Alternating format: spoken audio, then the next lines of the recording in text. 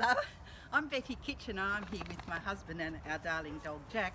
We want to share with you our great enthusiasm for the work that Australian Rotary Health does in supporting the research in the mental health area.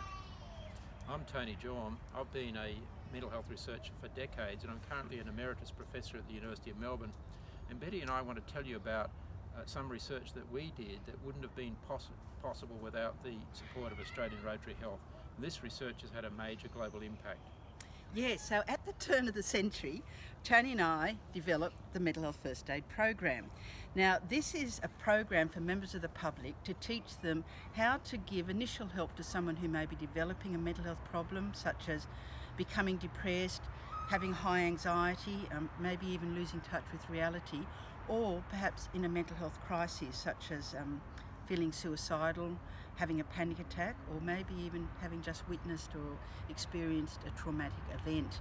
Now, we were aware that regular first aid, such as that taught by Red Cross and St John's in Australia, their curriculum is based on international guidelines developed through research.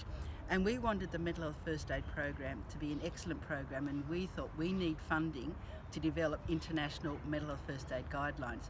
So Tony and I applied to Australian Rotary Health for a grant, and we were successful. We were thrilled about that. Maybe Tony can tell us a bit about the impact of this research. Happy to, Betty.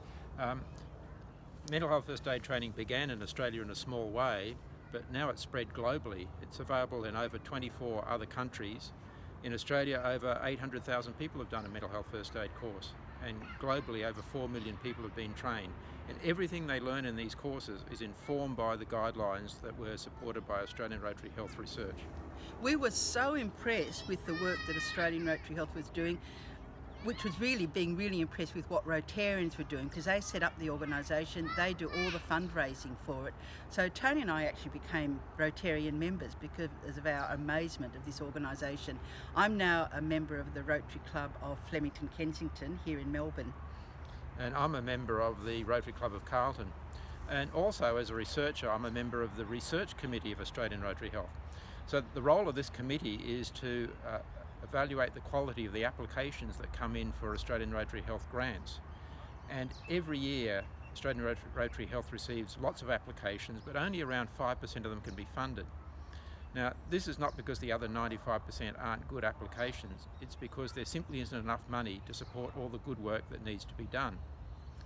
From next year, Australian Rotary Health is going to be supporting research on the mental health of children aged 0 to 12 years.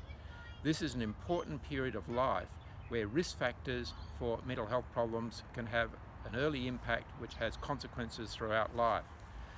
So the work that Australian Rotary Health is doing will be protecting the mental health of children and ensuring they get a good start to life.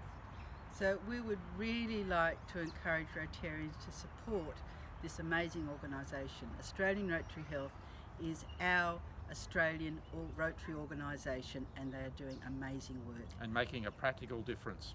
Thank you. Thank you.